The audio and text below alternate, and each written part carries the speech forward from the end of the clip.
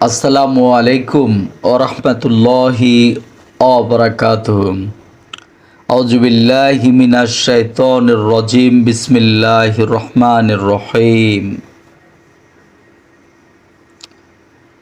আজকে আমি যে বিষয় নিয়ে আলোচনা করব তা হচ্ছে আল কোরআন মাজিদ।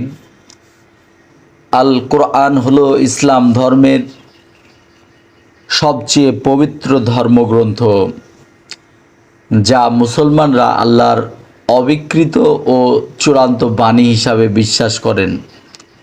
এটি মানব জাতির জন্য একটি সম্পূর্ণ জীবন বিধান এবং হেদায়েতের আলো।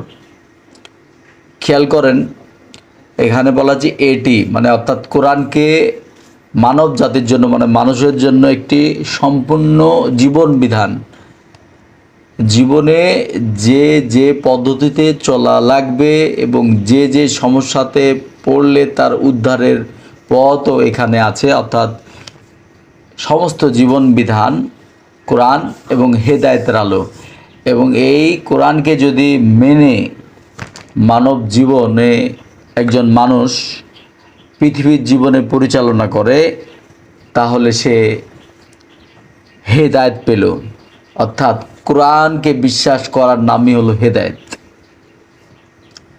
কোরআন মাজিদ সম্পর্কে কিছু মৌলিক ও গুরুত্বপূর্ণ কথা আলোচনা করার চেষ্টা করব। ওয়ামা তৌফিকি ইল্লা বিল্লাহ। এক নম্বরে যে কথাটি বললে নয়, তা হচ্ছে কোরআন নাজিল হওয়ার ইতিহাস ও উৎস। কোরআন ঐশ্বরিক বাণী, আল্লাহ প্রদত্ত বাণী। মুসলমানদের বিশ্বাস অনুযায়ী এটি সরাসরি সৃষ্টিকর্তা আল্লাহর কথা। এটি ফেরেশতাদের মাধ্যমে নাজিল হয়। ফেরেশতা হজরত জিব্রাইল আলাইহিস সালামের মাধ্যমে এই বাণী রাসূলের কাছে পৌঁছানো হতো। মহানবী হজরত মুহাম্মদ সাল্লাল্লাহু আলাইহি সাল্লামের দীর্ঘ 23 বছর ধরে, কত বছর? 23 বছর।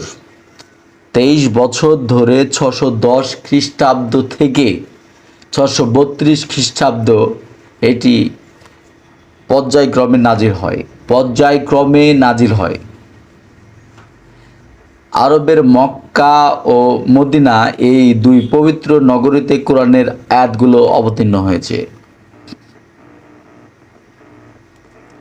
2 নম্বর অপশানে যেটা কোরআনের গাঠনিক রূপ। কোরআনের মূল ভাষা আদি ও বিশুদ্ধ ধ্রুপদী আরবি, ক্লাসিক্যাল আরবি ভাষায় লিখিত। পবিত্র কোরআনের সর্বমোট 114টি সূরা বা অধ্যায় রয়েছে। আয়াত গণনা পদ্ধতির ভিন্নতা ভেদে এতে প্রায় 6236টি আয়াত রয়েছে।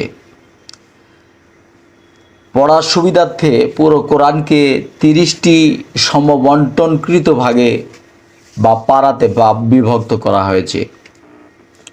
3 নম্বর অপশানে কোরআনের মূল শিক্ষা কি ও এর গুরুত্ব কি।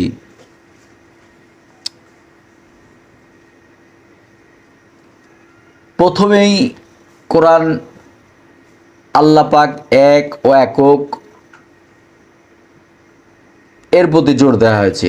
একমাত্র আল্লাহর ইবাদত করো এবং তার সাথে কাউকে শরিক না করার ওপর সবচেয়ে বেশি জোর দেওয়া হয়েছে। মুসলমানরা যদি বিশ্বাস করে যে আল্লাহ আমাদের রব, মালিক, পালনকর্তা, রিজিকদাতা, আমাদের একমাত্র অভিভাবক, যিনি ইহকাল ও পরকালের মালিক, সব কিছুর মালিক, তাহলে শুধুমাত্র তারই জন্য তার জীবনের সব কিছু করতে হবে। এর মধ্যে এই জীবনে যদি চলতে গিয়ে